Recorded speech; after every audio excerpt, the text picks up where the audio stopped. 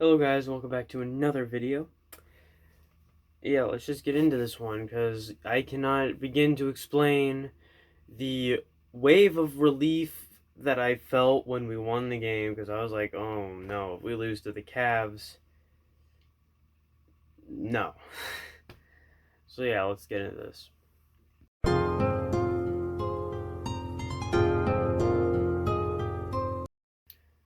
Just want to talk about the refs real quick. Not to get mad at them really because, I mean, they made bad calls on both sides. But just to kind of voice my opinion on this because each time there are certain teams that you can pick out that have certain guys that just draw fouls and draw fouls and flop and are just soft and give the game of basketball a bad name. I know people are going to say, oh, Reggie Miller, he jumped into fouls. But when Reggie Miller was jumping into fouls, he was doing it because he was gritty. Like, I don't think anyone, if you ask anybody who has watched Reggie Miller play, they would tell you he's not soft. Like he scrapped. He had to scrap to get playing time. Like he scrapped. He scrapped. He worked and worked and worked. So when he drew fouls, it was out of necessity because he was just scrapping for everything he could get. When guys like Colin Sexton, Trae Young, Kyrie Irving, Kevin Durant, those Paul George, well maybe Paul George I can get because he was like he barely was in the top 10. But these top high draft picks that are like getting guaranteed minutes in the NBA, from the moment they get there, do you really have to? Are you really doing that out of necessity? Or are you just being soft and trying to draw fouls? This is something the NBA, like the refs need to stop calling it whenever someone tries to draw a foul. Because what is preventing the NBA from being even more popular is people think it's soft. That's been the main knock on the NBA for a while, is that it's soft. This is the reason people think it's soft, because people are drawing fouls and flopping. Like it just gives the game of basketball a bad name, and it just needs to be done away with. I mean, the NCAA is working on discouraging flopping as much as possible. Why is the NBA not working on this? Well, part of it is probably because some of their their picture perfect brand players are floppers or they draw fouls. So if they outlawed it, they'd be getting rid of part of what helps those players get success. So I don't know. I just think it needs to be done away with. I'm not saying that like if you do it, you're a terrible player. Like I'm just saying it's a part of your game that makes you seem soft and probably isn't something that you should do. Like Kevin Durant, Kyrie Irving, I still think they're really good basketball players. I still like their game. I just don't like they draw fouls. Trae Young, fine with his game. I just don't like that he draws fouls. Colin Sexton, I'm fine with his game. He's a good basketball player. I just don't like that he draws fouls. Players need to stop drawing fouls because it's preventing the NBA from gaining more popularity. And as we've seen with the MLB, once you get too stingy with certain things like this, you're going to decline in popularity eventually because people are going to get fed up.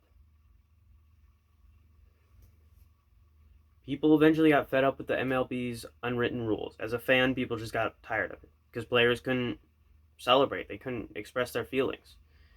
Now, with newer guys, that's like slowly phasing out of the game, which is good because I want the MLB to be more popular. One, because it's fun, and it just has a bad rap because they heard people hear that it's boring. They've never actually sat down and watched a game before. And two, I'm tired of the MLB charging $300 for a customizable jersey so that I can get like a role player from the Tigers. Because with MLB, the way their shop works is they only sell like one or two players' jerseys like that are made.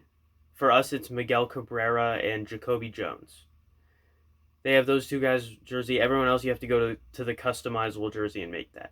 and the customizable jersey costs like $100 more. Whereas the Pacers, it only costs like $40 more.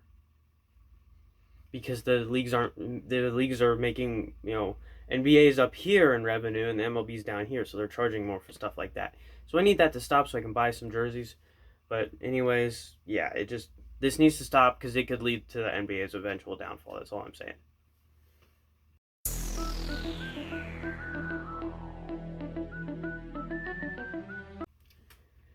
For defense, our defense has been solid. Domas, he got 4 blocks, which good. He needs to start getting his interior defense up. Justin Holiday, he got 3 blocks. He's been a good perimeter defender. That's part of the reason why he's a really good player. Is he's a 3-and-D player. Yeah, really good perimeter defender. T.J. McConnell got 2 steals, which is a lot. That's up there. But compared to the last time he was in Cleveland and got 10 steals, it doesn't seem like much, but it's still a very good performance from T.J. McConnell. Just one steal short of a T.J. McConnell hat trick. Trying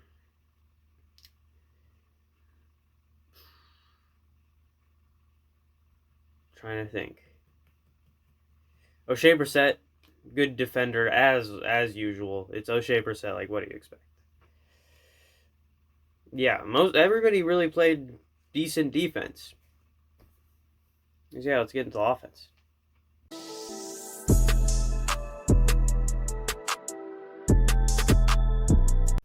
Offensively, Kelan Martin, have a day. My goodness. 25 points. And the more underrated stat that I feel like people aren't talking about, he got 6 assists also. Pretty good for him. Pretty good for a point guard. Like Malcolm Brogdon, I think he averages like 6 or 7. So, yeah, good for Kelan Martin to also get those 6 assists. And I think he got a steal. So, good on defense, too. But holy crap, 25 points, a career high. Wanted to get this guy's jersey for a while. Probably going to get it next year. But freaking good player. He's definitely going to earn some minutes next year. If we lose some guys to free agency, he's going to get some good minutes. I'm excited to see his career progress. I think we should definitely sign him to another contract if he continues this play. Aaron Holiday was doing really good before. In fact, I was disappointed that I just completely missed it and didn't talk about it. And I was going to talk about it, but then today he doesn't do so well. But Aaron Holiday actually had some really good performances in the past. Just today was not his night. It's been up and down. But he's found some decent consistency for about like a 4-game stretch. He was in double digits in points. And he was very consistent. So, but then he went up and down these past few games. But he's starting to find some consistency. He's starting to get his game back. Will he earn a second contract? If he finds, like, if for the rest of the games we have, he's dropping double digits, I'm thinking. I mean, he has some potential if he can just get his game back. That's all he needs to do, just get his game back. Domantas Sabonis had another 20-20 game. Almost a triple-double. Freaking so close once again with 9 assists. But 20 points and 21 rebounds, 20-20 game. Wouldn't be surprised if he's the Pacers' career leader. Actually, never mind. He's probably not going to be the Pacers' career leader in 20-20 games. Because we had Ron Artest, Jermaine O'Neal, Mel Daniels, George McGinnis, Rick Smits. We had a lot of guys that could get rebounds and score 20 points at the same time. So, probably not the career leader yet. But if he stays with us for a while, could be. But yeah, it's nice to see Domas just playing freaking great. Because it's always funny to see people who campaign for Domas to be traded all the time. And then Domas plays really well. And you don't see him for a while. So it's nice to kind of get that break from people saying trade Domas. Because, like, he's given a lot. Like, he's taken pay cuts for this franchise. He likes Indy. He wants to stay here. And we ask for players like that all the time.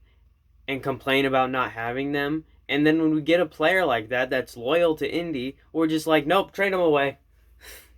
It's so stupid. And it's not like he's even bad. He's freaking average. He's averaging a double-double. He's almost averaging 20 points and I think like 15 rebounds. He's under 20. He's 25 years old, too. Like, oh my goodness.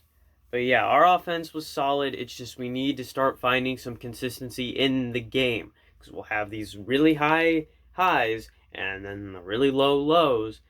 Luckily, we were able to recover and have a roller coaster of a game. If you look at the game tracker that like shows the momentum, it looks like a roller coaster. It goes up and down throughout the game.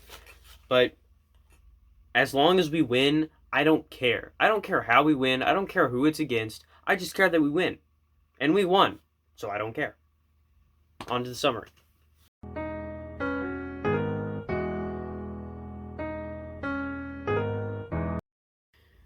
Yeah, we just played good as a team. And I'm not going to scream celebrating that we beat the Cavs. But I have a lot of relief. I'm not super stressed. And I was really freaking tired. So it was nice to, not have to come on here and defend players and defend the team and defend the coach and not really defend the front office or the owner. I've kind of thrown them under the bus. But yeah, it's nice to just kind of take a break from having to defend the whole freaking roster. And because I know, like, we shouldn't blow this team up. So it's nice to just not have to defend it for one game because of the win. It's nice. Yeah. I think we just need to let the season play out. Let the season play out. See how guys rehab. See who can get healthy. And I think we should run it back. I really, truly think, I know. People are going to say it's been too long. But it's going to take the same amount of time to do a rebuild anyway, so why not start with what we have now and build through the draft? That costs less, and it takes less time. As opposed to blowing up the whole team. I want to see what TJ Warren can do when healthy with this group. Is that wrong? Like, how about this? We go 30 games into the season.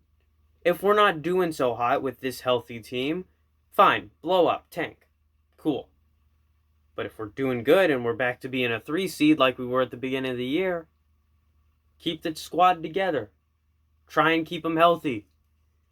Training staff, don't freaking bludgeon them in the head with a freaking railroad spike every once in a while. Because it seems like that's what you're doing to get them injured. I don't know what the heck you're doing.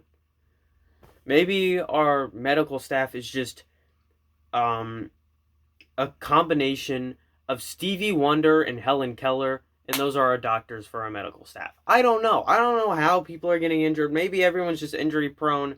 Maybe it's the air in Indianapolis. I don't freaking know. But something's going on. I think we need to wait till this team's healthy, ride out the rest of the season, ride out next season for at least 30 games, and at the trade deadline, if we don't like it, blow it up. Fire the coach, fire the GM, find a new owner, get Jim Irsay to buy the team, trade away everyone, get draft capital. If we're not doing good, 30 games into next season. Just keep the squad together. That's all I need. That's all we should do. I think that's a fair deal. See you guys next time. As always, I'm not funny, and school year's coming to an end. So you guys know what that means. 1, more videos in hotel rooms, because I'll be on vacation. Big dubs, big dubs. And 2, more time to spend editing videos, so you guys will get higher quality videos on, like, who the Pacers should draft, scouting prospects, who the Tigers should draft, who the Red Wings should draft, keeping track of prospects, maybe being able to do the full freaking 20-something round MLB draft. I don't know. I'll have a lot more time to edit, though, because it's summer and I don't have to deal with school. So, fun all around for everybody. See you guys next time. Love on each other, as in, like, tell each other they love.